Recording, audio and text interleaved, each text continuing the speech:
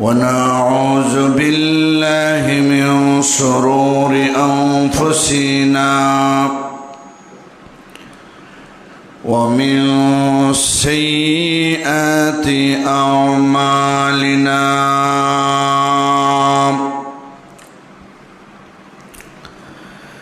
من يهده الله فلا مضل له ومن يضلله فلا هادي له ونشهد أن لا إله إلا الله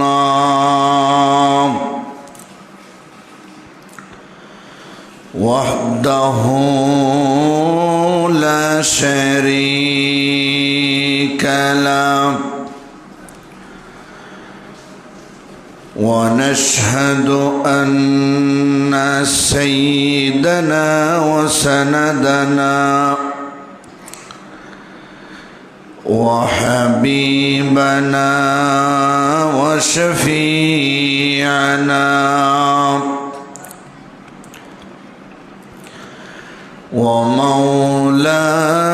ومولانا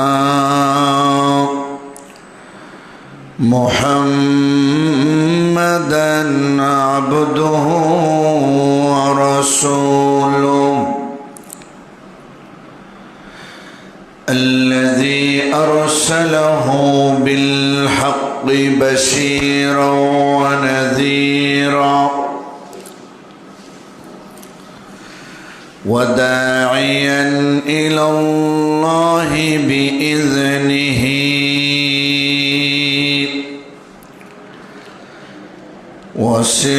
وسراجا منيرا أما بعد فقد قال الله تعالى في كلامه المجيد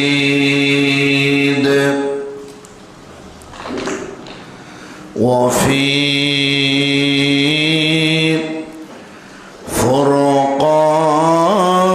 فرقانه الحميد أعوذ بالله من الشيطان الرجيم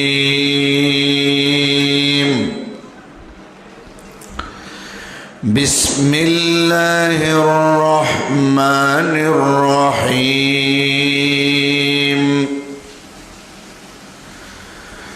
ولقد كرمنا بني آدم وحملناهم في البر والبحر ورزقناهم من الطيبات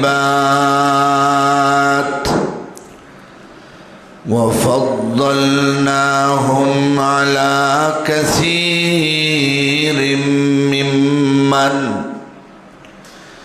ممن خلقنا تفضيلا يوم ندعو كل أناس بإمامهم فمن أوتي كتابه بيمينه فأولئك يقرؤون كتابهم ولا يظلمون فتيلا وقال النبي صلى الله عليه وسلم يا أيها الناس ألا إن ربكم واحد وإن أباكم واحد ألا لا فضل لعربي على عجمي ولا لعجمي على عربي ولا لأحمر على أسود ولا لأسود على أحمر إلا بالتقوى أو كما قال عليه الصلاة والسلام صلى الله على سيدنا ومولانا محمد وعلى آله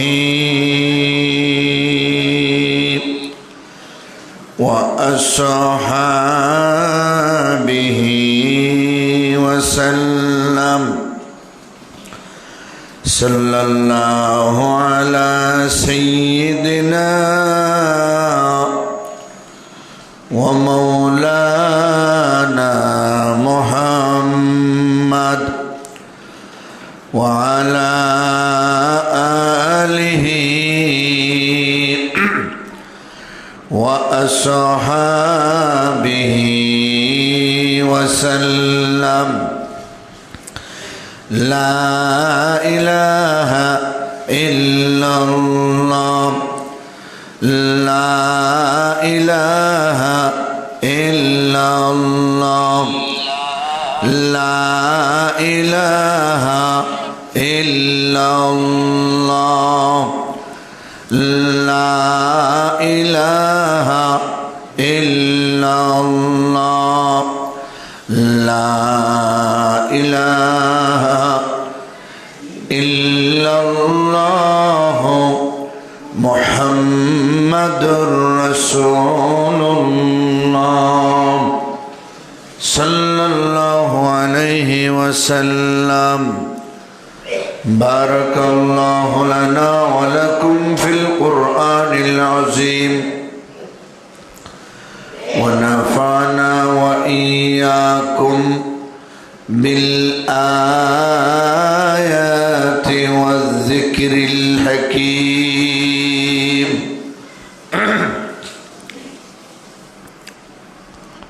الحمد لله আল্লাহ পাকের অশেষ মেহেরবানি যে আল্লাহ তাআলা আমাদেরকে অত্যন্ত দয়া মায়া করে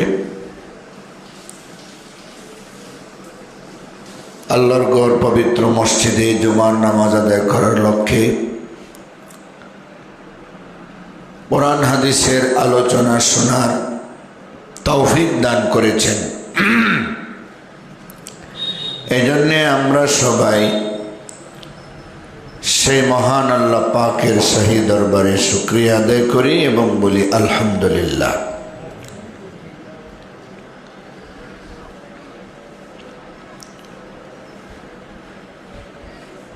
আমি আপনাদের সামনে ধারাবাহিক তাফসিরের উপর ভিত্তি করে পবিত্র কোরআন শরীফের সূরা বনী ইসরাঈলের 70 এবং 71 নম্বর আয়াতে কারিমা তেলাওয়াত করেছি। মুসনাদে আহমদে একখানা হাদিস পাঠ করেছি। তৌফিক ইলাহি শামিল হাল হলে আয়াত এবং হাদিসকে লক্ষ্য করে কিছু আলোচনা করব। আল্লাহ যেন আমাদের সকলকে কথাগুলি শোনার বোঝার তদনুযায়ী আমল করার তৌফিক দান করেন, আমিন।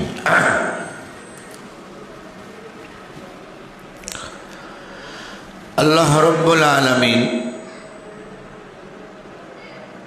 সর্বপ্রথম পৃথিবীর খলিফা হিসেবে মানব জাতির আদি পিতা হযরত আদম আলাইহিস সালাতু ওয়াস সালামকে সৃষ্টি করেছিলেন।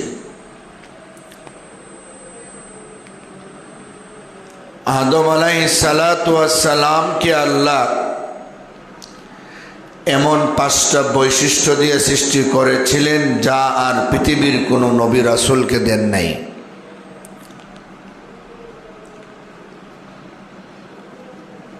এক নম্বর, আদমকে আল্লাহ নিজ কুদরতি হাত দিয়ে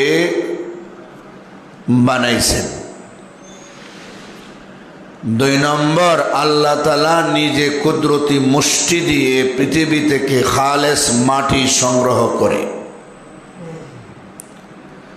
আদম আলাইহিস সালামকে বানাইছেন। 3 নম্বরে, আল্লাহ নিজে কুদরতিভাবে ফু দিয়ে আদমের ভিতরে রূহের সঞ্চার ঘটিয়ে দিয়েছেন।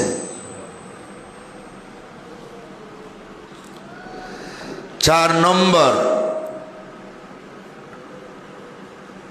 কিয়ামত পর্যন্ত যত জিনিস যত বস্তু পৃথিবীতে আবিষ্কৃত হবে সব কিছুর নাম শিক্ষা দিয়েছেন।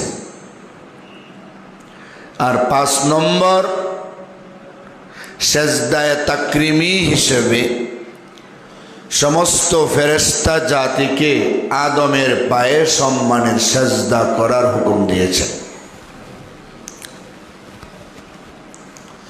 ওই সময় সবাই সেজদা করলেও ইবলিসে সেজদা করে নাই। সে অহংকারী করেছে, নিজেকে বড় মনে করেছে। সে বলছে, আমি কেন আদমকে সেজদা করব, আমি তো তার থেকে বড়। قال انا خير منه خلقتني من نار وخلقته من طين। অন্য আয়াতে আছে قال أسجد لمن خلقت طينا, যাকে আপনি মাটি দিয়ে বানাইছেন তাকে কি আমি সেজদা করব?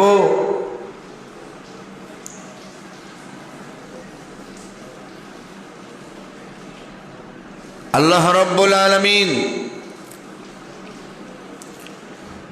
সেই ইবলিসকে লানত করলেন, অভিশপ্ত বানিয়ে দিলেন, চির জাহান্নামের যোগ্য বানিয়ে দিলেন। সেই ইবলিস ওই আল্লাহর কাছে বলছিল, তাহলে আমাকে আপনি কিয়ামত পর্যন্ত হায়াত বাড়ায়া দেন।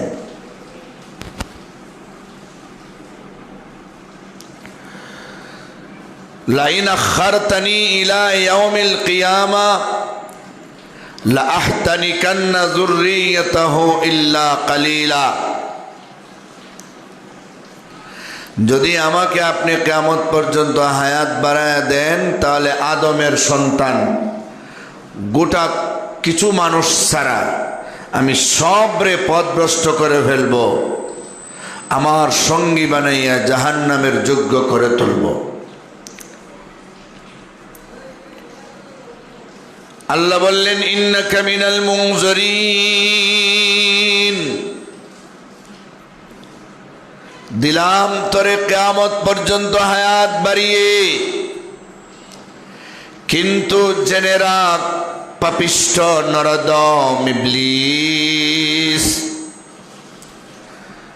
যুগে যুগে আমার আদমের সন্তানদের ধোঁকা দিয়া গুনাহ করাইয়া জাহান্নামের যোগ্য বানাইবি। আর আমার বান্দার বান্দিরা 2 হাত উঠাইয়া আমি আল্লাহর কাছে মুনাজাত করে 2 ফোঁটা অশ্রু ঝরিয়ে 2 ফোঁটা চোখের পানি ছেড়ে আমার কাছে গুনাহ মাপ চাইবে, তওবা করবে। শত সহস্র বছর চেষ্টা কইরা তুই যে গুনাহ করাইবে, মাত্র 2 মিনিটের তওবার বিনিময়ে 2টা ফোঁটা চোখের পানির বিনিময়ে শর্ত সাপেক্ষে আমার বান্দা বান্দীদের জিন্দেগির গুনাহ আমি আল্লাহ ক্ষমা করিয়ে দিব। আমি আল্লাহ আমার বান্দা বান্দীদের গুনাহ ক্ষমা করে দিব, তওবা করলে শর্ত সাপেক্ষে।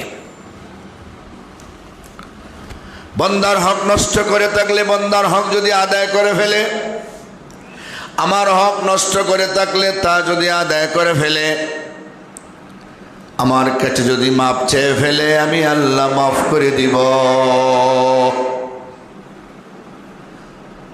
আল্লাহ পাকের ওয়াদা, আল্লাহ পাক মাফ করে দিবেন। আদম আলাইহিস সালাতু ওয়াস সালামকে আল্লাহ রাব্বুল আলামিন সম্মানিত করেছেন, মর্যাদাবান করেছেন।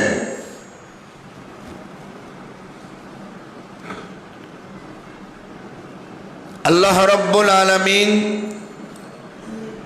আদম সন্তানদেরকে সম্মানিত করেছেন, মর্যাদাবান করেছেন। আল্লাহ যদি কেউরে সম্মানিত করেন, মর্যাদাবান করেন, তাহলে কেউ তাকে ইজ্জত সম্মান কমাইতে পারে না, সেই শক্তি কারো নাই। আল্লাহ তাআলা আদম আলাইহিস সালাম এবং তার সন্তানদেরকে, বনি আদমকে সম্মান দিলেন, মর্যাদাবান করলেন। কিভাবে আমরা তার ব্যাখ্যা জানার চেষ্টা করব ইনশাআল্লাহ। আল্লাহ বলেন, ওয়ালাকাদ কাররামনা বনি আদম, আমার বনি আদমকে আমি সম্মানিত করেছি। ওয়া হামালনাহুম ফিল বাররি ওয়াল বাহর, তাদেরকে আমি স্থলে জলে হাওয়ায় সব জায়গায় আরোহণ করার জন্য শক্তি দিয়েছি। ওয়ারাযাকনাহুম মিনাত তাইয়্যিবাত, আমি তাদেরকে পবিত্র রিজিকের ব্যবস্থা করে দিয়েছি। وفضلناهم على كثير ممن خلقنا تفضيلا, অনেক প্রাণী থেকেই আমি আল্লাহ বিভিন্ন কারণে তাদেরকে মর্যাদাবান করেছি। অন্যান্য প্রাণীদের উপরে তাদেরকে আমি আল্লাহ ফজিলত দান করেছি।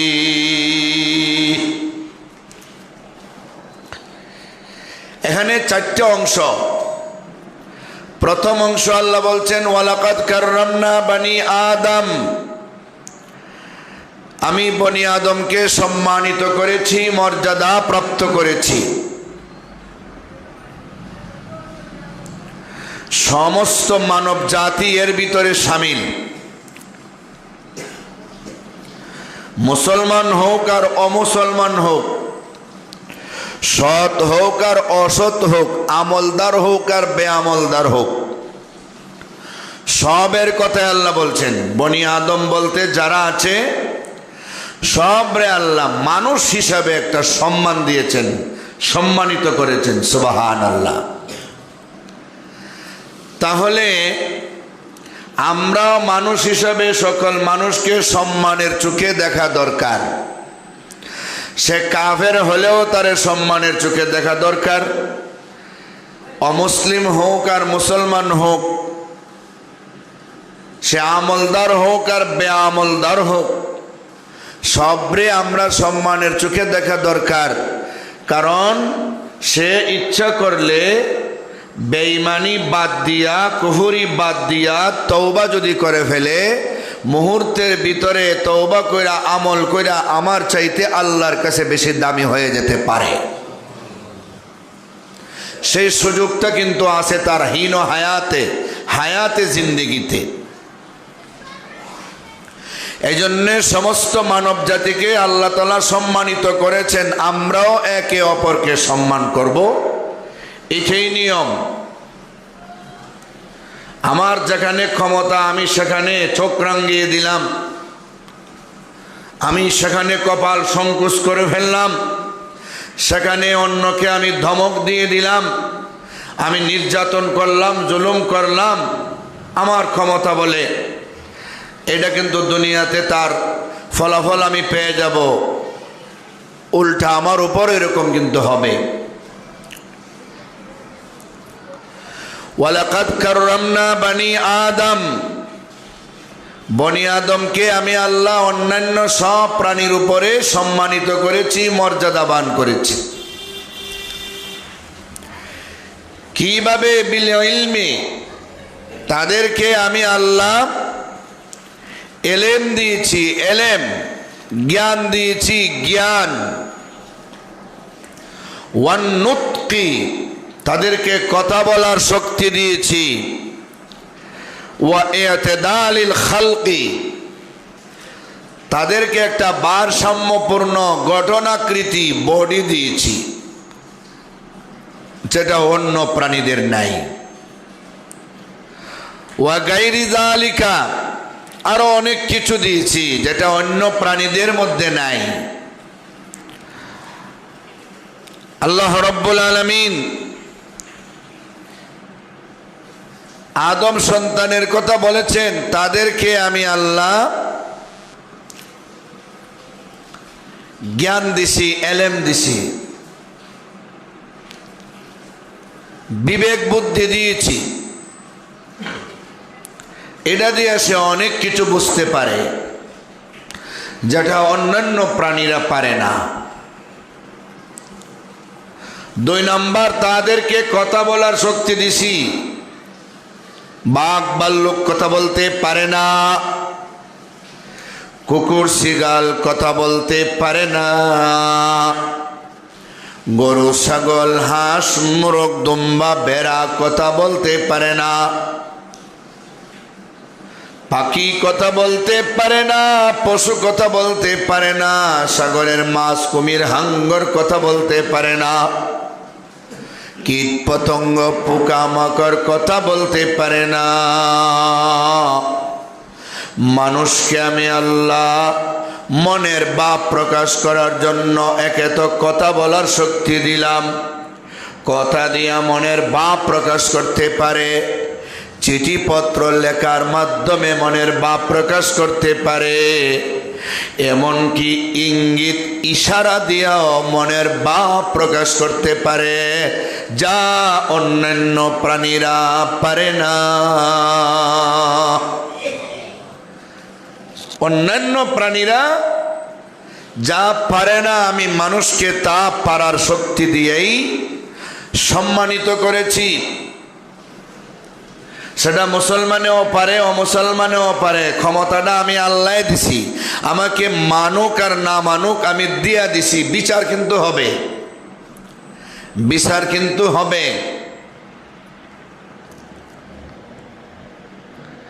বিচারের টাইম হতে হবে, টাইম হলে হবে।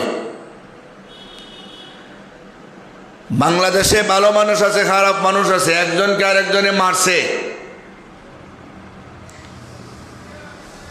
হত্যা করে ফেলছে, তো হত্যার তো বিচার আছে, আইন আছে। 302 ধারায় হত্যা করলে লাইফ সাজা হতে পারে, ফাঁসি হতে পারে, সাজা আছে।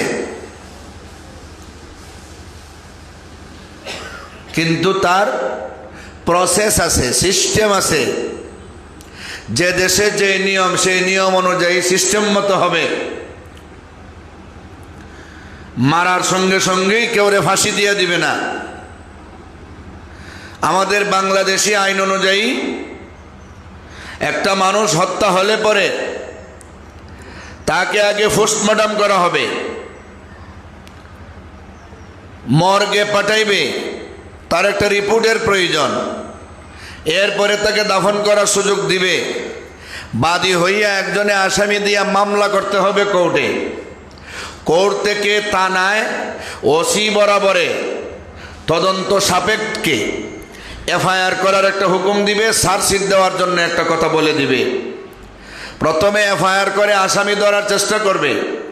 আসামি ধরতে পারলে অথবা না পারলে একটা নির্দিষ্ট টাইমে কিছু সাক্ষী প্রমাণ মৌখিকভাবে লইয়া একটা চার্জশিট দাখিল করবে কোর্টে।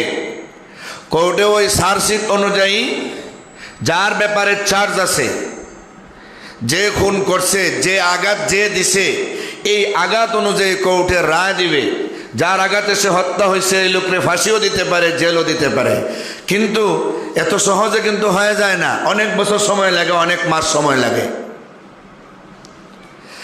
তাই বলে খুন কইরা কেউ নিশ্চিন্ত বসে থাকলে হবে না যে আমার কিচ্ছু হবে না। আইন থাকলে হবে, এতে কোনো সন্দেহ নাই। পৃথিবীতে ইমানদার আছে, বেঈমান আছে। বেঈমানের জন্য পরকালে শাস্তি আছে। বেঈমানেরা যদি নিশ্চিন্ত হয়ে বসে থাকে, আমাদের কে পায়? বুঝবা একদিন পাইলে পরে। এটা এত সহজ না। পরীক্ষার হলে আছো, নাফরমানি করো, আল্লাহ তাআলা ঢিল দিছেন, অবকাশ দিছেন। এরপরে আল্লাহর কাছে যখন যাবে, সেখানে না যাইয়া কোনো উপায় নাই। বাংলাদেশে অপরাধ কইরা ইন্ডিয়া পলাইতে পারে, কিন্তু আল্লাহর জমিনে কেউ অপরাধ কইরা আল্লাহর এহাতা এরিয়ার অতিক্রম করে কেউ কোথাও যাইতে পারবে না। কথা বলেন ঠিক কিনা? এই যে আমাদের বাংলাদেশের একজন মানুষ, প্রথিতযশা একজন যুবক, ইমানি দীপ্তময় জীবন যার ছিল, নামটাও কত সুন্দর, তার চরিত্রটাও অনেক সুন্দর। 2024-এর জুলাই যোদ্ধা সম্মুখ পানে অগ্রসর হয়ে যে দেশকে আবার পুনরায় স্বাধীনতা এনে দিয়েছে, যার নাম শরীফ উসমান, নাকি? হ্যাঁ না, শরীফ উসমান হাদি। হাদি মূলত তার বাবার নাম। হাদি তার বাবার নাম। শরীফ উসমান বিন হাদি, বিনটারে বাদ দিয়া শরীফ উসমান হাদি লেখছে। কথাটা আজকে ফেসবুকে দেখলাম, প্রকাশিত হয়েছে। হাদি তার আব্বার নাম, তার নাম শরীফ উসমান। কত সুন্দর নাম। এই যুবকরে গত শুক্রবারে গুলিবিদ্ধ করছে, বুলেট মারছে। সিঙ্গাপুরে গতকালকে মারা গেছে। প্রধান উপদেষ্টা ভাষণ দিয়ে বলছে, জানি না সে গতকালকেই মারা গেছে না আগেই মারা গেছে। এটাও হইতে পারে দেশকে শান্ত করার জন্য লাশটারে রুগী বানায় সিঙ্গাপুর ফাটিয়ে দেওয়া হয়েছে। এটা আল্লাহ মালুম। গত সপ্তাহে মরুক আর আজকে মরুক, তার জীবনে সে শাহাদতের তামান্না ছিল। সে কিন্তু শহীদ হয়ে গেল। সে কিন্তু আল্লাহর কাছে তার মর্যাদা সে পেয়ে যাবেই যাবে। তার নিয়ত যদি ভালো থাকে, সে দেশ রক্ষা করার জন্যে, ঈমান আমল রক্ষা করার জন্যে এরকম নিয়ত যদি থেকে থাকে, সে নিশ্চিত আল্লাহর কাছে মকবুল, গ্রহণযোগ্য শাহাদতের মর্যাদা পাইয়া জান্নাতের পাখি হয়ে ঘুরবে। কিন্তু যে মারছে এবং যার ফ্যামিলি, যার আতাতে মারছে, তার কিন্তু শাস্তি দুনিয়াতে হবেই। দুনিয়াতে না হলে পরকালে হবে, এর মধ্যে কোনো সন্দেহ নাই। বাংলাদেশ থেকে পলাইয়া ভারত যাওয়া যেতে পারে, কিন্তু আল্লাহর এরিয়া চাইরা কেউ কোথাও যাইয়া নিজের জান বাঁচাইতে পারবে না। কথা বলেন ঠিক কিনা? আমরা আশা করব, প্রধান উপদেষ্টা অনুরোধ জানিয়েছেন প্রতি জুম্মায় যেন এই শরীফ উসমান বিন হাদির জন্য দোয়া করা হয়। উনি না বললেও আমরা দোয়া করতাম। এর মধ্যে উনি নির্দেশ দিয়েছেন, অনুরোধও করেছেন, আমরা অবশ্যই ওনার জন্য দোয়া করব। আমরা প্রতিটি জুমার মসজিদ থেকে, মিম্বর থেকে, যার যার ক্ষমতায়, যার যার জায়গা থেকে আমরা দাবি জানাবো, যেইভাবে উপদেষ্টার অনুরোধে আমরা দোয়া করব সারা বাংলাদেশের প্রতিটা জুমার মসজিদে, ঠিক তেমনিভাবে প্রতিটি জুমার মিম্বর থেকে আমাদের দাবি হবে, উসমান হাদি, উসমান বিন হাদির মতো আর যেন কোনো মানুষের প্রাণ না যায়। প্রশাসন যেন সজাগ দৃষ্টি রাখে এবং উসমান বিন হাদিকে যে বা যারা হত্যা করেছে, তাদের সাথে যত মানুষের আঘাত থাকবে, লিঙ্ক থাকবে, তাদেরকে খুঁজে বের করে আইনের আওতায় যেন দ্রুত আনা হয়। আর যেন বাংলাদেশে এমন হত্যাকাণ্ড কেউ ঘটাইতে না পারে। কথা বলেন ঠিক না ঠিক? আল্লাহ তাআলা কিন্তু বিচার করবেন টাইম মতো। তো মানুষকে আল্লাহ বাক শক্তি দিলেন, কথাবার্তা বলার শক্তি দিলেন, মানুষকে আল্লাহ তাআলা জ্ঞান দিলেন, যেটা অন্যান্য প্রাণীর নাই। আসেনি কোনো অন্যান্য প্রাণীর এমন জ্ঞান নাই, সেটা আল্লাহ পাক মানুষকে দিছেন। মানুষকে আল্লাহ পাক সুন্দর গঠনাকৃতি দিয়েছেন, যেটা বাঘ ভাল্লুকের নাই, অন্যান্য প্রাণীর নাই। মানুষ কি সুন্দর করে হাঁটতে পারে, বসতে পারে, ঘুমাইতে পারে, চলতে পারে, ধরতে পারে, যেইভাবে মনে চায় তার সুস্থ বডিটারে করতে পারে। অন্যান্য প্রাণীরা ইচ্ছা করলে তা পারে না। এমন সুন্দর করে গঠনাকৃতি দিয়ে আল্লাহ বানাইছেন। ওয়ালাকাদ কাররামনা বানি আদম, আমি বনি আদমকে সম্মানিত করেছি, মর্যাদাবান করেছি। তাদেরকে আলাদা আলাদা দায়িত্ব দিয়েছি, ইচ্ছা শক্তিও দিয়েছি, যেটা অন্যান্য প্রাণীদের মধ্যে নাই। দায়িত্ব আছে, দায়িত্ব। মা বাবা সন্তানের ব্যাপারে দায়িত্ব আছে, সন্তান মা বাবার ব্যাপারে দায়িত্ব আছে, হক আছে। স্বামী স্ত্রী একের প্রতি আরেক হক আছে, পাড়াপড়শি একের প্রতি অন্যের হক আছে, আত্মীয় স্বজনের হক আছে। সবগুলি দায়িত্ব বোধ দিয়ে আমি আল্লাহ মানুষ বানাইছি, এই জন্যই তারা সম্মানিত। তাহলে তারা তাদের সম্মানটাকে ঠিক রাখতে হবে, এটা আল্লাহ তাআলার নির্দেশ। মানুষকে আল্লাহ নৈতিক দায়িত্ববান, স্বাধীন ইচ্ছা শক্তি দিয়া এই দুনিয়াতে পাঠাইছেন। মানুষ এই জন্যই সম্মানিত, এই জন্যই সম্মানিত। 2 নম্বর আল্লাহ বলেন ওয়াহামালনাহুম ফিল বাররি ওয়াল বাহর, মানুষকে আমি আল্লাহ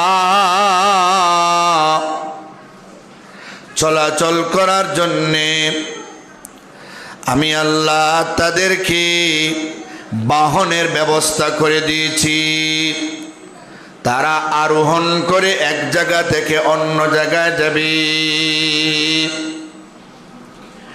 বাঘ ভাল্লুক কোনো বাহনের উপরে ওঠার সুযোগ পায় না।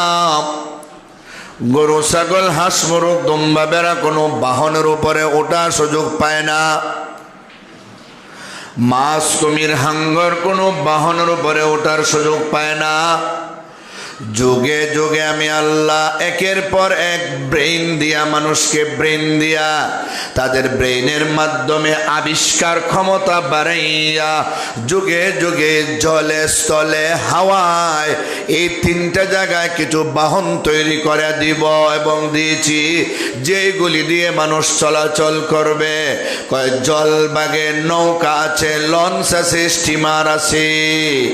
আমরা ছোটবেলায় পানি দিয়া এক জায়গা থেকে আরেক জায়গায় যাওয়ার জন্য মাঝে মাঝে বন্যা আসলে বেলা বানাইতাম, বেলা, বুড়া। কোনো আঞ্চলিক ভাষায় বুড়া, কোনো আঞ্চলিক ভাষায় বেলা। সেটা বাঁশ দিয়ে হতে পারে, সেটা কলা গাছ দিয়ে হতে পারে। এটা পানির উপরে দিয়ে চলে। নৌকা দিয়ে মানুষ চলে, লঞ্চে মানুষ চলে, স্টিমারে চলে, জাহাজে চলে। দামি দামি জিনিসগুলি জাহাজ দিয়ে আনা হয়, বিদেশ থেকে গাড়ি আমদানি করা হয় জাহাজ দিয়ে।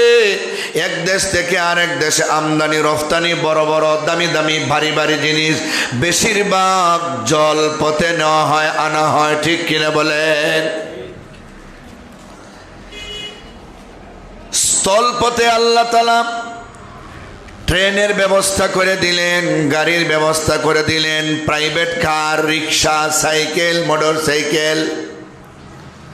যুগে যুগে আল্লাহ মানুষকে ব্রেন দিলেন, আর ব্রেন দিয়া যুগের চাহিদা অনুযায়ী মানুষ আবিষ্কার করে মানুষের আরোহণের জন্যে। সুবহানাল্লাহ বলেন। কিয়ামতের আগে যে আরো কত বাহন আসবে কোনো হিসাব নাই। এটা হলো স্থলভাগে। হাওয়ার কথা বলা হয় নাই, কিন্তু যেহেতু হাওয়ায় যাওরে, এগুলি স্থলভাগের স্পর্শ ছাড়া উড়তে পারে না। বিমানটা আকাশে উড়তে পারে না স্থলভাগের সাহায্য ছাড়া। হেলিকপ্টার আকাশে উড়তে পারে না স্থলভাগের সাহায্য ছাড়া। ঠিক না ঠিক?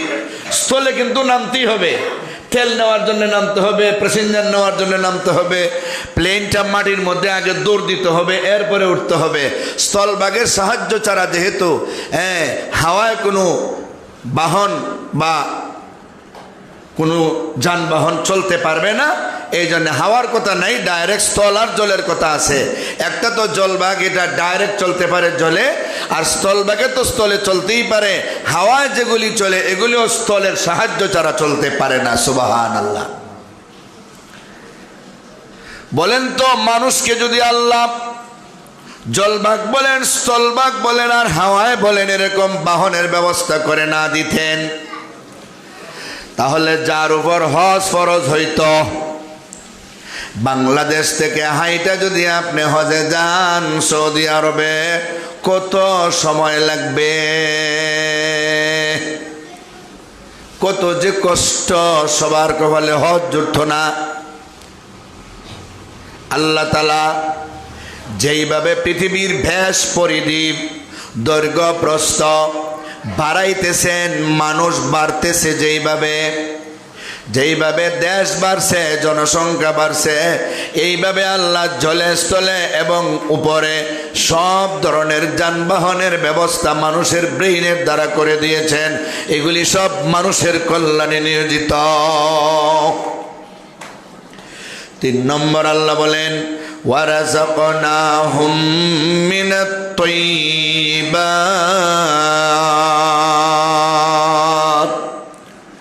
মানুষের জন্য আমি সুস্বাদু খাবারের ব্যবস্থা করে দিলাম। মানুষ খাবারটা খায়, পবিত্র খাবার, এর মধ্যে সুস্বাদু খায়, ভালো খাবার খায়। গরু ছাগল কুত্তা বিলাইয়ের মতো যেটা মনে চায় তা খায় না। এখন কেউর স্বভাব চরিত্র যদি কুকুর শিগালের মতো হয়ে যায়, সে যদি যা মনে চায় খায়, এটা তার রুচি। কথা বলেন, এটা তার রুচি। মানুষ তার রুচি অনুযায়ী সিগারেট খায়, তার রুচি অনুযায়ী মদ গাঞ্জা খায়, এটা তার রুচি। যেটার মধ্যে দুর্গন্ধ, যেটা খাইলে স্ট্রোক হয়, যেটা খাইলে হার্ট অ্যাটাক হয়, যেটার মধ্যে লেখা দেওয়া হয় ধূমপান, এটা বিষপান, ধূমপান স্বাস্থ্যের জন্য ঝুঁকি, ধূমপান ক্যান্সারের কারণ, ধূমপান খাইলে মরণবেদী রোগ হয়, এই জাতীয় বড় বড় হেডলাইন লেখা দেওয়া হয়। এরপরও যারা জানি না খায়, তা আত্মহত্যার সামিল। ঠিক নি না? ঠিক না? হ্যাঁ, ঠিক জোরে হইতো না, কারণ খাওয়া ফাটি তো আছে। তাহলে ধূমপান এটা কেউ রুচি দেওয়া যদি কেউ খায়, এটা কিচ্ছু করার নাই। মানুষকে আল্লাহ ইতা খাইবার জন্য বানান নাই, পবিত্র খাবার দিছেন মানুষের জন্য, শৃঙ্খলাভাবে খাবে। গরু ছাগল দুম্বা বেড়া কুকুর শিগাল, তার যখন পেটে ক্ষুধা হয়, যেখানে মনে চায় সেখানে মুখ দিয়া দাঁত দিয়া ছঙ্গল দিয়া খেয়ে ফেলে, না লাগে লবণ, না লাগে মশলা।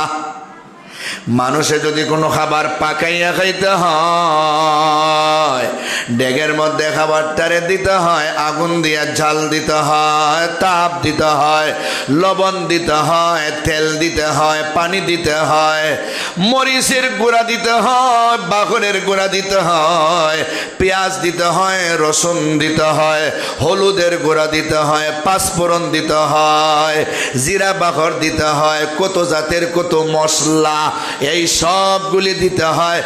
এরপরে যারা রান্না বান্না করে বাবুর্চি, মজা হয়েছে নি জিব্বার মধ্যে লাগায় টেস্ট করে, এরপরে সুন্দর কইরা ভালো কইরা পরিচ্ছন্ন কইরা প্লেট ধয়, গ্লাস ধয়, সব সুন্দর কইরা পরিপাটি কইরা সুন্দরভাবে হাতটারে পরিষ্কার কইরা এরপরে বিসমিল্লাহ কইরা খাবার খায়। সুবহানাল্লাহ। এটা মানুষকে আল্লাহ সম্মানিত করছেন, এই জন্য মানুষকে আরোহণের ব্যবস্থাও সম্মানিত করে দিয়েছেন, মানুষকে খাবারের ব্যবস্থাটাও পবিত্রভাবে করে দিয়েছেন। এখন রুচিহীন মানুষ যদি অপবিত্রটা খায়, তাদের কথা আমরা কইয়া লাভ নেই। কুকুরেও অপবিত্র খায়, শিগালেও অপবিত্র খায়। এখন কোনো মানুষ যদি মদ গাঞ্জা খাওয়া শুরু করে, তো সে আর তার মধ্যে কোনো পার্থক্য আর থাকে না। সেটা আমি বলতে হবে না, আল্লাহই বলেন। কে বলেন? আল্লাহ। পরেই বুঝবেন। তাহলে আল্লাহ তাআলা আমাদেরকে খাবারের ব্যাপারেও অনেক শ্রেষ্ঠত্ব দিলেন, খাবারের ব্যাপারেও অনেক পবিত্র খাবার। খাওয়ার জন্য আল্লাহ আমাদেরকে ব্যবস্থা করে দিলেন। ঠিক নি না ঠিক না বলেন? এরপরে আল্লাহ বলেন وَفَضَّلْنَاهُمْ عَلَى كَثِيرٍ مِّمَّنْ خَلَقْنَا تَفْضِيلًا।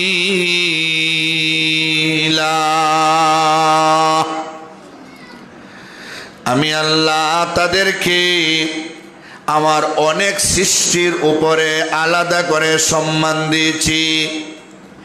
এটার ব্যাখ্যায় মুফাসসিরিনে কেরাম তাফসীরের কিতাবে লিখেছেন, মানুষকে আল্লাহ সমস্ত মাখলুকাতের উপর তো সম্মান দিছেনই, এমনকি নূরের তৈরি ফেরেশতার উপরও আল্লাহ সম্মান দান করেছেন। সুবহানাল্লাহ। এখানে একটু আলোচনা আছে, ফেরেশতার চাইতে মানুষ কি পরিমাণ সম্মানিত। ফেরেশতার মধ্যে যেমন উঁচু নিচু আছে, মানুষের মধ্যে উঁচু নিচু আছে। তাকওয়ার ভিত্তিতে উঁচু নিচু হবে। কের ভিত্তিতে? তাকওয়ার ভিত্তিতে উঁচু নিচু হবে। মানুষের মধ্যে উঁচু নিচু হবে তাকওয়ার ভিত্তিতে। ফেরেশতার মধ্যে উঁচু নিচু আছে, সম্মানী কম সম্মানী এরকম আছে। হাদিস শরীফে নবীজি বলেন, ইয়া আইয়ুহান নাস ইন্না রাব্বাকুম ওয়াহিদুন ওয়া ইন্না আবাকুম ওয়াহিদুন। ও দুনিয়ার মানুষেরা, তোমাদের সকলের রব একমাত্র আল্লাহ একজন। ঠিক না বেঠিক? তোমাদের রব একমাত্র একজন আল্লাহ। ওয়া ইন্না আবাকুম ওয়াহিদুন, তোমাদের আদি পিতা আদম, তোমাদের আব্বাও একজন। এটা দিয়া কি বুঝাইলেন? তোমাদের আব্বা যদি একজন হয়, একটু দূরে গেছে এই জন্যে তোমরা বুঝতে পারো না, শুধুমাত্র তোমরা নগদ বুঝো, দূরেরটা বুঝো না। আরে আব্দুল্লাহর যদি 10টা ছেলে হয়, 10টা ছেলের বাবার নাম কি হয় বলেন? আব্দুল্লাহ। আর এই কথাটা বলতে পারেন না। আব্দুল্লাহর যদি 10টা ছেলে হয়, 10 ছেলের বাবার নাম কি হয়? আব্দুল্লাহ। এই আব্দুল্লাহ যেই রকম সম্মানী, তার 10টা ছেলে তো এর চেয়ে বেশি না, এরকমই থাকবে। আব্দুল্লাহর যেই বংশ, এই 10 জনেরও একই বংশ। কথা বলেন ঠিক নি? কেউ তো এই কথা বলতে পারবে না যে আমি বড় ছেলে, আমার সম্মান সবচেয়ে বেশি, আমি বংশে একবারে সৈয়দ। আর জেলা 2 নম্বর ইলা সদ্রিয়া, 3 নম্বর লা খান, 4 নম্বর লা ফাডান। কথা বলেন? কোনো বাঘ বাঘ চলবো? বাপ যেটা সবাই এটাই থাকবো। ঠিক নি? এগুলিও কিন্তু মানুষের বানাইল, এগুলি কিন্তু আল্লাহর পক্ষ থেকে সার্টিফিকেট না। এগুলি মন গড়া, নিজে নিজে বানাইছে, নাইলে এক দলে আরেক দলকে সার্টিফিকেট দিছে, নিজেরই সার্টিফিকেট নাই, একজনকে সার্টিফিকেট দিলে। এবার উপরে দিয়া যান, আমাদের সবার বাপ যদি আদম হয়, আমরা যদি আদমের সন্তান হই, তাহলে আদমের সন্তানের মধ্যে কোনো ভেদাভেদ কি থাকতে পারে নাকি? কোনো ভেদাভেদ থাকতে পারে না, সবাই আমরা এক। এটা নবীজি বলতেছেন, ইন্না আবাকুম ওয়াহিদুন, তোমাদের সকলের বাপ একজন। তাহলে এক বাপের সন্তান হইয়া কেউ বড় আর কেউ ছোট, এটা বলার সুযোগ নাই। লাস্টে দিয়া বুঝবেন, বড় কিন্তু একলা আছে, বড় কিন্তু একজন হবে। কিসের মাধ্যমে হবে সেটা আমরা বুঝবো। এরপরে নবী বলেন, আলা শুনে রাখো, আলা হরফে তানবি, খবরদার, তোমরা জান্না রাখো, বুঝা রাখো, লা ফাদলা লিআরাবিয়িন আলা আজামিয়িন ওয়ালা লিআজামিয়িন আলা আরাবিয়িন। আরবের মানুষেরা এই কথা বলতে পারবে না আমাদের বাড়ি আরব দেশে যারা আজমি আছে তাদের থেকে আমরা শ্রেষ্ঠ, এই কথা তারা বলতে পারবে না। আরবের বাহিরে যারা আছে এরা এই কথা বলতে পারবে না যে আমরা আরবের চাইতে শ্রেষ্ঠ। ওয়ালালি আহমারা আলা আসওয়াদা, ওয়ালালি আসওয়াদা আলা আহমারা। কেউ যদি সুন্দর হয়, কেউ যদি লাল টকটকা হয়, সে বলতে পারবে না আমি কালোর চাইতে শ্রেষ্ঠ। কালো যদি কেউ হয়, সে বলতে পারবে না আমি সাদার চাইতে শ্রেষ্ঠ। এই কথা কেউ বলতে পারবে না। আরব দেশের মানুষ বলতে পারবে না আমরা আজমি থেকে শ্রেষ্ঠ। আবার আজমিরা যদি কোনো দিক থেকে উন্নত হয়ে যায়, যেমন আরবের চাইতেও উন্নত আছে আমেরিকা, লন্ডন, ব্রিটেন, ফ্রান্স, এগুলি আছে না উন্নত, এরা যদি বলে আমরা আরবের চাইতে শ্রেষ্ঠ, বলার কোনো সুযোগ নাই। কোনো দেশের মানুষ খুব বেশি সুন্দর, মিশরের মানুষ সুন্দর, ইরানের মানুষ সুন্দর, আসেনি না নাই? হ্যাঁ, চীনের মানুষ সুন্দর, এভাবে কিছু কিছু দেশের মানুষ আছে সুন্দর। এরা যদি বলে আমরা সবার চেয়ে শ্রেষ্ঠ, বলার সুযোগ নেই। যেই দেশের মানুষ সবাই কালো, এদের কাছে কালোই সুন্দর। এদের কাছে কেউ যদি একটু লাল হয়, এই লালটা এদের কাছে পছন্দ হয় না। যে যে কালচার, আমাদের কান কয়টা? দুইটা। এখন যদি এক কানওয়ালা কোনো মানুষ আমাদের কাছে আসে, আমরা কই ওই এটার কান একটা নাই, কথা বলেন। কিন্তু আমাদের সবার যদি একটা কান হইতো, তখন দেখতেন দুই কানওয়ালা কেউ আইলে কইতে আপনার কান একটা, একটা দুইটা। কথা বুঝেন নাই মনে হয়? আমাদের হাতে আঙ্গুল কয়টা কইরা? 5টা। এখন যদি কেউ আরেকটা আঙ্গুল বাইরে থাকে 6টা হয়, তাহলে এটা বিশ্রী, এ তো 6টা। কথা বলেন। কিন্তু আমাদের যদি আগের থেকে 6টা করে হইতো, আর কেউ যদি 5টা হইতো এই আঙ্গুল কম, কম আঙ্গুল্লা, এইভাবে কই আমরা মস্কারি করতাম, যদি ওটা ঠিক না। তাহলে সুন্দর দেশে মানুষ সুন্দর দেখতে দেখতে অভ্যাস, সেটা কালোরে পছন্দ হয় না। আর যে দেশের সব মানুষ কালো, আফ্রিকার মানুষ কালো, নাইজেরিয়ার মানুষ কালো, এদের দেশে সুন্দরের কোনো দাম নাই, এরা মনে করে কালোই সবচেয়ে ভালো। কথা বুঝছেন নি? নবীজি কিন্তু সবটা সাইড বলে গেছেন। নবীজি সবটা সাইড বলে গেছেন। আল্লাহর রাসূল সাল্লাল্লাহু আলাইহি সাল্লাম বলেন, সাদায় যেমন কালোর উপরে কোনো প্রাধান্যতা দেখাইতে পারবে না, কালো সাদার উপরে কোনো প্রাধান্যতা দেখাইতে পারবে না। একজন আর একজন থেকে কোনোভাবেই এই দুনিয়ার কিচ্ছু দিয়া বড় হওয়ার সুযোগ নাই। তবে একটা সুযোগ আছে, কি?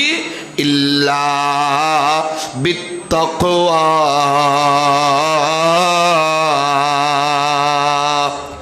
তাকওয়ার মাধ্যমে বড় হতে পারবে। কিসের মাধ্যমে? তাকওয়ার মাধ্যমে বড় হতে পারবে। কেউ যদি তাকওয়া অবলম্বন করে, তাকওয়া মুত্তাকি যদি কেউ হয়, ইমতিসালুল আওয়ামির বিজতিনাবিন নওয়াহি, আল্লাহর করণীয় বিধান সব পালন করে, বর্জনীয়গুলি সব বর্জন করে, তার নাম মুত্তাকি। সে যে কোনো দেশে জন্ম নেক, যে কোনো গ্রামে জন্ম নেক, যে কোনো দুনিয়ার বংশে জন্ম নেক, আল্লাহর কাছে তার দাম 1 নম্বরে। সুবহানাল্লাহ। আর যদি তাকওয়া না থাকে, ইবাদত বন্দেগী যদি না থাকে, নাফরমানি করনেওয়ালা যদি হয়, সে নবীর চাচা হলেও আল্লাহর কাছে কোনো দাম নাই, সে নবীর ছেলে হলেও আল্লাহর কাছে কোনো দাম নাই। ঠিক কিনা বলেন? অতীতে নবীর বাপ গেছে, অতীতে নবীর ছেলে গেছে, ইমান না থাকার কারণে, তাকওয়া না থাকার কারণে কাফের হয়ে মারা গেছে, তার কোনো দাম আল্লাহর কাছে নাই। তাহলে আমি নবীর বংশ, নবীর সন্তান, আমি অমুক ফিরের বংশ, অমুক ফিরের আওলাদ, এই কথা বলে আল্লাহর কাছে দামি হওয়ার কোনো সুযোগ নাই। আল্লাহর কাছে দামি হতে হলে তাকওয়া থাকতে হবে। আপনার জীবনে আল্লাহর করণীয়গুলি পালনীয় থাকতে হবে, বর্জনীয়গুলি বর্জন থাকতে হবে। তাহলেই আপনি আল্লাহর কাছে দামি হওয়ার সুযোগ পাবেন। সুবহানাল্লাহ। ফেরেশতাদের চাইতে মানুষ দামি। কিভাবে দামি? তাদের মধ্যে স্তর আছে, মানুষের মধ্যে স্তর আছে, ওই তাকওয়ার ভিত্তিতে। ঠিক কিনা বলেন? কিসের ভিত্তিতে? তাকওয়ার ভিত্তিতে। সবচেয়ে বড় তাকওয়াবান হচ্ছেন পয়গম্বরেরা। বুঝছেন? এখন সবচেয়ে বড় মুত্তাকি হলেন কারা? পয়গম্বরেরা তারা বেশি আল্লাহরে ভয় করছেন, বেশি আল্লাহর ইবাদত করছেন, আর গুনাহ ছাড়ছেন মানে কোনো গুনাহ জীবনে করছেনই না। সুবহানাল্লাহ বলেন। পয়গম্বররা মাসুম, পয়গম্বররা বেগুনাহ, পয়গম্বরদের কোনো গুনাহ নাই। তাহলে ওনারা আল্লাহর কাছে এক নম্বর। সমস্ত পয়গম্বরেরা সাফে সমস্ত ফেরেশতাদের চাইতে শ্রেষ্ঠ, এমনকি জিব্রাইলের চাইতে শ্রেষ্ঠ, মিকাইলের চাইতে শ্রেষ্ঠ, ইসরাফিলের চাইতে শ্রেষ্ঠ, আজরাইলের চাইতে শ্রেষ্ঠ। জোরে কোন সুবহানাল্লাহ। রসুলে বশর, রসুলে মালাইকা থেকে পর্যন্ত উত্তম। এখন আসেন পয়গম্বর ছাড়া যত মানুষ আছে, পয়গম্বর ছাড়া পয়গম্বরদের সাহাবী, তাবেঈ, তবে তাবেঈ, ওলিয়া উলিয়া, গৌস কুতুব, ফির বুজুর্গ, দরবেশ, আল্লাহওয়ালা, এরা যারা আছেন, আরও যারা সাধারণ মানুষ আছেন, সব থেকে দামি হলেন ওই দূত ফেরেশতা জিব্রাইল, মিকাইল, ইসরাফিল, আজরাইল, এদের মতো যারা দূত ফেরেশতা আছেন, এরা পয়গম্বর বাদে বাকি সমস্ত মানব দানবের চেয়ে শ্রেষ্ঠ। সুবহানাল্লাহ। এখন দুইটা দলরে আমরা যদি আলাদা করে দেই, পয়গম্বরে রাখিয়া দিলাম উপরে, আর ওই দূত ফেরেশতা যারা তাদেরকে রাখিয়া দিলাম উপরে। এখন রইল বাকি সাধারণ ফেরেশতা আর সাধারণ মানুষ। এখন এদের মধ্যে কারা উত্তম বুঝতেছেন নি?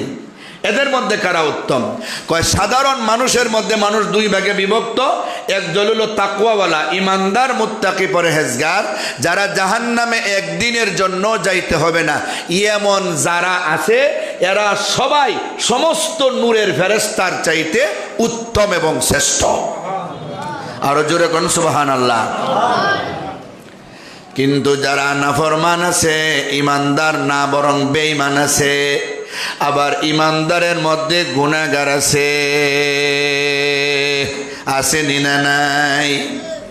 একদিনের জন্য যে জাহান্নামে যাইতে হবে, ওই লোকটাও ফেরেশতার চাইতে দামি হওয়া দূরের কথা, তারা তো আরো চতুষ্পদ জানোয়ারের চাইতেও নিকৃষ্ট। নাউজুবিল্লাহ বলেন। সেটা আমার কথা নয়। ওই যে আগে বলছিলাম, মানুষকে আল্লাহ সম্মান দিয়ে রিজিক দিলেন, আর মানুষ ইতা না খাইয়া মদ গাঞ্জা খায়, তো কি হইব? জাহান্নামের যোগ্য হইব। তা আল্লাহর বাসায় চতুষ্পদ জানোয়ারের চেয়ে, কুকুর সিগালের চেয়ে নিকৃষ্ট। আল্লাহর কোরআনে আল্লাহ বলেন, ওয়ালাকাদ যারানা লিজাহান্নামা কাসীরাম মিনাল জিন্নি ওয়াল ইনস লাহুম কুলুবুন লা ইয়াফকাহুনা বিহা ওয়া লাহুম আয়ুনুন লা ইউবসিরুনা বিহা ওয়া লাহুম আযানুন লা ইয়াসমাউনা বিহা উলাইকা কাল আনআম বাল হুম আদাল উলাইকা হুমুল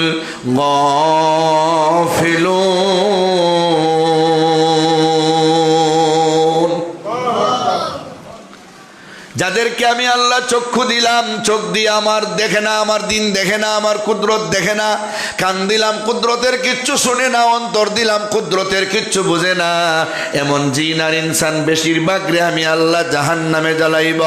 এরা তো হাইওয়ান, এরা তো জানোয়ার, শুধু জানোয়ার না, বালহুম আদাল, এরা কুত্তা বিলার চাইতে আরো নিকৃষ্ট। কারণ কুত্তা বিলাই একদিনের জন্য জাহান্নামে যাবে না, কিন্তু ওই নাফরমানেরা জাহান্নামে যাবে। ঠিক কিনা বলেন? বুঝছেন নি কেন নিকৃষ্ট? যে মানুষটা একদিনের জন্য জাহান্নামে যেতে হবে, সেও ফেরেশতার চেয়ে দামি হতে তো পারবেই না, বরং চতুষ্পদ জানোয়ার যেগুলির আমরা নিকৃষ্ট মনে করি, কুকুর, সিগাল, শূকর, এগুলির চাইতে আরো নিকৃষ্ট। কারণ কুকুর, সিগাল একদিনও জাহান্নামে যাইতে হবে না, সবরে আল্লাহ হাসরের বিচারে মাটি বানাইয়া দিবেন। সুবহানাল্লাহ বলেন। আমার প্রাণের ভাইয়েরা, আমার প্রাণের বাবারা, নবীর বংশের লোক হইয়াও দামি হওয়া সম্ভব না। হ্যাঁ, ফেরেশতার চেয়ে দামি হওয়া সম্ভব না যদি তার তাকওয়া না থাকে। আবু লাহাব নবীর আপন চাচা, নবীর আপন চাচা, আব্দুল মুত্তালিবের 10টা ছেলের একজন, হারেস, জুবায়ের, হাজল, জেরার, মুকাউইম, আবু লাহাব, আব্বাস, হামজা, আবু তালিব, আব্দুল্লাহ। জোরে বলেন সুবহানাল্লাহ। নবী যখন জন্মগ্রহণ করেন, আবু লাহাবের বান্দি সুয়াইবা আবুল আহাবের কাছে শুবে সাদিকের টাইমে গিয়া বলে, ওহে আবুল আহাব, তোমার মৃত্যু ভাই আব্দুল্লাহর ঘরে একটা সুন্দর সন্তান হয়েছে, ঘরে যেন 14 তারিখের পূর্ণিমার চাঁদ উদয় হয়েছে, এত সুন্দর সন্তান আমি আমার জীবনে কোনোদিন দেখি নাই। এই কথাটা শুনেই আবুল আহাব কয়, আমি তোরে আজাদ করে দিলাম, তুই যে আমার ভাতিজার জন্মের খুশির সংবাদ আমারে শুনিয়েছিস, আমি খুশি হইয়া তোরে কি দিব, আমি তোরে এটাই উপহার দিলাম, তুই ছিলে এতদিন আমার বান্দি, আজ থেকে তুই স্বাধীন মুক্ত। সুবহানাল্লাহ। কি পরিমাণ খুশি হইছে। কিন্তু নবী যখন নবুয়তি পাইয়া আল্লাহ তাআলা যখন নবীজিরে বললেন, ওয়াংজির আশিরাতাকাল আকরাবিন, আপনজনরে আগে দিনের দাওয়াত দেন, হ্যাঁ আল্লাহর ভয় দেখান। নবী যখন সফা পাহাড়ে সব ইষ্টিগোষ্ঠীর মানুষকে নিলেন আর নিয়া বললেন, ও আমার গোষ্ঠীর লোকেরা, আমি যদি তোমাদেরকে বলি পাহাড়ের আড়ালে একদল শত্রু বাহিনী অস্ত্র শস্ত্র নিয়ে সজ্জিত হয়ে তোমাদের উপর হামলা করার জন্য আসতেছে, তোমরা কি আমার কথা বিশ্বাস করবা? তারা কয় 100% করব। তোমার মতো মহাসত্যবাদী এই জমিনে কেউ নাই, তোমার মতো আমানতদার কেউ নাই, তুমি আমাদের সকলের প্রিয়, তুমি যা বলবে আমরা তা বিশ্বাস করব। নবী মুহূর্তের ভিতরে বললেন, আমি তোমাদের জাহান্নামের আগুনের ভয় দেখাচ্ছি, তোমরা যে মূর্তি পূজা করো, যে পর্যন্ত এক আল্লাহর তাওহীদবাদী না হবে, আমাকে মুহাম্মদ আল্লাহর রাসূল না মানবে, তোমরা জাহান্নামে জ্বলবে, আমি তোমাদেরকে ভয় দেখাচ্ছি। অতএব কুলু লা ইলাহা ইল্লাল্লাহ তুফলিহুন, তোমরা বলো আল্লাহ ছাড়া কোনো মাবুদ নাই, তোমরা কামিয়াব হয়ে যাবে। সবাই এই মুহূর্ত থেকে নবীর দুশ্মন হয়ে গেল। আপন চাচা যে নবীর জন্মের খুশির সংবাদে বান্দি আজাদ করলো, সেও প্রথমে বলল, তাব্বান লাকা ইয়া মুহাম্মদ আলি হাযা জামাতানা, নাউজুবিল্লাহ বলেন, ধ্বংস হো মুহাম্মদ, এই জন্যই কি তুমি আমাদেরকে এখানে একত্রিত করছো?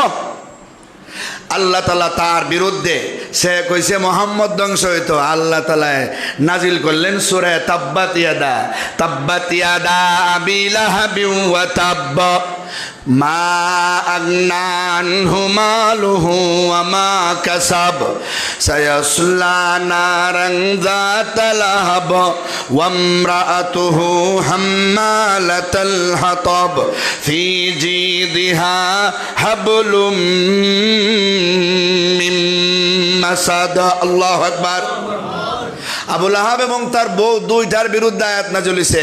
আবুল আহাব নবীর বিরোধিতা করে, আবুল আহাবের বউও লাকড়ি জোগাড় করে, কাঁটাযুক্ত লাকড়ি রাস্তায় রাখে, নবী যেই দিকে যান কাঁটাপুত্ত নবীরে গালমন্দ করে, দুইটাই নবীর বিরোধী। যখন সূরা নাযিল হইছে, এখন তো এরা দুইজন আরো খেফিয়া গেছে, বুঝছেন, কিন্তু দুইজন খেফিয়া গেছে। আবুল আহাবের 2 ছেলে বিয়া করছিল নবীর 2 মেয়েরে। উতবা বিয়া করছিল রুকাইয়ারে, উতাই বিয়া করছিল উম্মে কুলসুম রে।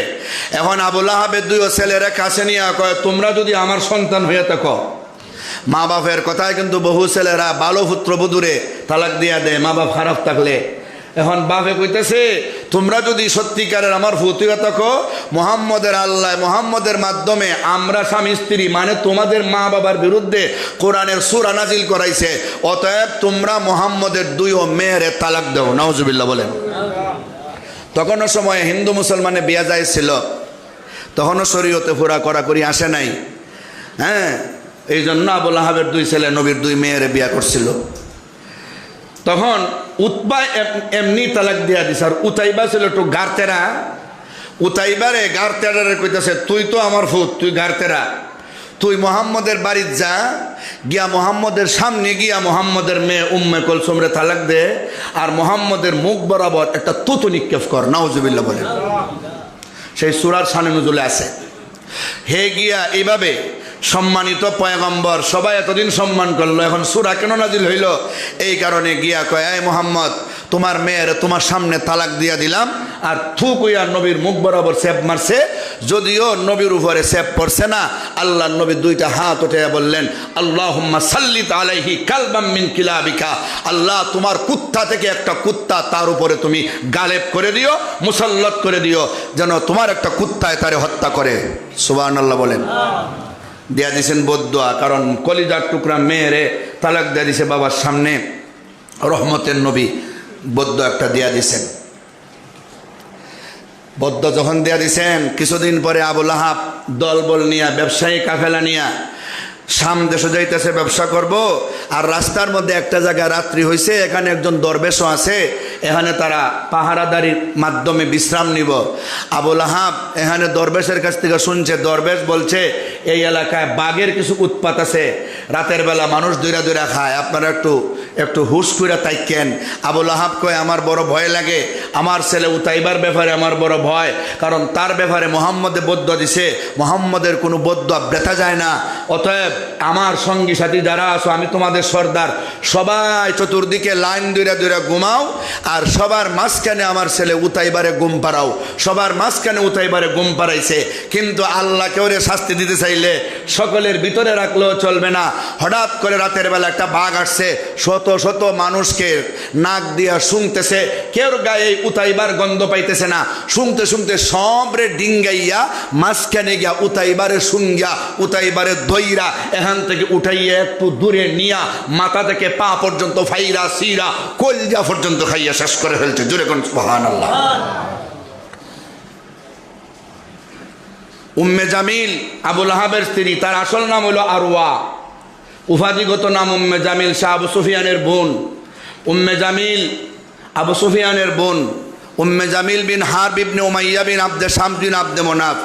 আব্দে মনাফ নবীর বংশের সাথে মিলে গেছে। সে একদিন পাথর লইয়া গেছে, নবীজিরে মারত। নবী তখন হারাম শরীফে আবু বকর সিদ্দিক রাদিয়াল্লাহু আনহু নিয়ে বৈশা রইছেন, আর পাথর নিয়ে যাইতাছে। আগের থেকে জোরে জোরে বলতেছে, মোহাম্মদরা আজকে পাইলে মাথাটা সেচ্চা ফেলবো, মাথাটা একদম তেতলে দিব। মোহাম্মদে আমার স্বামী আর আমার বিরুদ্ধে সূরা নাজিল করেছে। নাউজুবিল্লাহ বলেন। আবু বকর সিদ্দিক রাদিয়াল্লাহু আনহু বলতেছেন, ইয়া রাসূলুল্লাহ, উম্মে জামিল আসতেছে আপনারে মারার জন্য, বলতেছে পাথর হাতে। নবীজি বললেন, চিন্তা করো না, বৈশা থাকো, সে শুধু তোমারে দেখবে, সে আমারে দেখবে না। সুবহানাল্লাহ বলেন। কাছে আইসা আবু বকর রাদিয়াল্লাহু আনহুর পাশেই তো নবীজি বসা। আসমা বিনত আবু বকর হাদিস বর্ণনা করেন, বলেন যে উম্মে জামিল আমার আব্বা আবু বকর রে গিয়া কয়ে, আবু বকর তোমার বন্ধু যে যার কাছে শয়তান আয়। নাউজুবিল্লাহ বলেন। জিব্রাইল যে ওহিনী আয়, জিব্রাইল যে শয়তানটাকে কয়, তোমার যে বন্ধুটা মোহাম্মদ আমরার বাতিজা লাগে, যার কাছে শয়তান আয়, এটা কই? ফাত্তর নিয়ে ইসলাম ইডাই আমার থাম। আবু বকর রাদিয়াল্লাহু আনহু বলতেছেন, আল্লাহর রাসূল তো এখানেই ছিলেন, এখন তো আমি বলতে পারতেছি না নবী কোথায়, আপনি এখন দেখে ফেলেন খুঁজা। এই কথা বইলা নবীর কাছে একদম আবু বকর রাদিয়াল্লাহু আনহু নবীজি একদম কাছাকাছি, আবু বকররে দেখতেছে, কিন্তু নবীরে দেখার সুযোগ হয় নাই। সুবহানাল্লাহ। এরা কম করে নাই। আচ্ছা বলেন, তারাও তো মানুষ, তারা নবীর বংশের লোক, নবীর গোষ্ঠীর লোক, এরা কি ফেরেশতার চেয়ে দামি হইতে পারবো, নাকি চতুষ্পদ জানোয়ারের চেয়ে নিকৃষ্ট? তাহলে আল্লাহর কাছে দামি হইতে হলে তাকওয়া ছাড়া কোনোদিন সম্ভব না। কথা বলেন ঠিক নেই? পেয়ারে হাজিরিন, আমরা সবাই তাকওয়া মানতে রাজি আছেন ইনশাআল্লাহ। গত জুমায় আসতে পারিনি, এখন তো ওয়াজের সিজন। আর গত জুমা প্রোগ্রাম ছিল ময়মনসিংহের ফুলপুর, বাড়ির থেকে বাড়ি গেছে 11টায়, এর হরও 9টায় হচ্ছে 10টায় বয়ান, অনেক লেট। আর রাস্তা যখন বিরাট, আজকেও তো যানজট লেগে গেছে। গলাবাজারের আগ মুহূর্তে একটা ব্রিজে অ্যাক্সিডেন্ট, আর আমরা ওই বুরুঙ্গার সাইডে এখানে আইসি অ্যাক্সিডেন্ট, লাইন আমরা ডাইনে ঢুকে গেছি, ঢুকে আধা ঘন্টা মাইরে তাস পরে উঠছি, ওইটা বাড়ি গেছি, নাইলে আটকে গেছিলাম। তো ইনশাল্লাহ দূরে থাকলেও আপনাদের কথা মনে হয়, দূরে থাকলেও আপনাদের জন্য দোয়া করি, কারণ আপনাদেরকে প্রতি জুম্মা একবার চেহারা না দেখলে আমার ভালো লাগে না। আর আপনারা তো আমার যে মায়া মনে হয় নাই, না আছে? মাশাআল্লাহ। আল্লাহ জন্য এই মায়ারে কবুল করে আমরা একসাথে জান্নাতে যাইবার তৌফিক দান করেন, বলেন আমিন। আল্লাহুম্মা সাল্লি আলা মুহাম্মাদ ওয়া আলা আলি মুহাম্মাদ কামা সাল্লাইতা আলা ইব্রাহিম ওয়া আলা আলি ইব্রাহিম ইন্নাকা হামিদুম মাজিদ। আস্তাগফিরুল্লাহ, ইন্নাল্লাহা গফুরুর রহিম। আস্তাগফিরুল্লাহাল্লাযী লা ইলাহা ইল্লা হুয়াল হাইয়ুল কাইয়্যুম ওয়া আতুবু ইলাইহি ওয়া লা হাওলা ওয়া লা কুওয়াতা ইল্লা বিল্লাহিল আলিয়্যিল আযীম। আলহামদুলিল্লাহিল্লাযী হাদানা লিহাযা ওয়া মা কুন্না লিনাহতাদিয়া লাওলা আন হাদানাল্লাহ। ربنا ظلمنا أنفسنا وإن لم تغفر لنا وترحمنا لنكونن من الخاسرين. ربنا آتنا في الدنيا حسنة وفي الآخرة حسنة وقنا عذاب النار রব্বুল আলামিন ইয়া আল্লাহ আমরা মুজরিম গুনাহগার ইয়া আল্লাহ আমাদের জিন্দেগীর সমস্ত গুনাহ খাতা মাফ করে দাও ইয়া আল্লাহ আমাদের যাদের মা নাই বাবা নাই আপনজন দুনিয়াতে নাই কবরে জান্নাতের বাগান বানায় দাও ইয়া আল্লাহ আমাদের সকল জিন্দাদেরকে নেক হায়াত বাড়ায় দাও আয় আল্লাহ আমাদের ছেলে মেয়েদের আল আওলাদদের সহি সালেম রাখো আল্লাহ বেমার আজার থেকে হেফাজত ফরমাও বেমার থাকলে শিফায়ে কামিলা জিলানাত ফরমাও ইয়া আল্লাহ আমরা বারবার হজ্জে মাবরুর জিয়ারতে মকবুল নসিব ফরমাও ইয়া আল্লাহ মক্কা মদিনা জিয়ারত না করাইয়া আমরা মরণ দিও না আল্লাহ ইয়া আল্লাহ যা বললাম যা শুনলাম আমাদের সবরে প্রকৃত মুত্তাকি হইবার তৌফিক দান ফরমাও ইয়া আল্লাহ নাফরমানি থেকে আমরা হেফাজত ফরমাও ইয়া আল্লাহ আমার সকল মুসল্লিয়ানে কেরামের নামটা তোমার জান্নাতের খাতায় উঠে দাও ইয়া আল্লাহ মসজিদ কমিটি সহ আল্লাহ যারা মসজিদের সর্বদা টাকা পয়সা দিয়া ইয়া আল্লাহ মসজিদে সহযোগিতা করেন আল্লাহ তুমি দুনিয়া আখিরাতে তাদেরকে সাহায্য আর নসরত ফরমাও রব্বুল আলামিন আল্লাহ এই মসজিদের যত জরুরত আছে তোমার গায়বী খাজানা থেকে পুরো করে দাও আয় আল্লাহ এই মসজিদের মহল্লায় যত মুসলমান মুমিনাত মুমিন কবরবাসী হয়ে গেছেন আয় আল্লাহ সকলের কবরে জান্নাতের বাগান বানায় দাও সুবহান রাব্বিকা রাব্বিল ইজ্জাতি আম্মা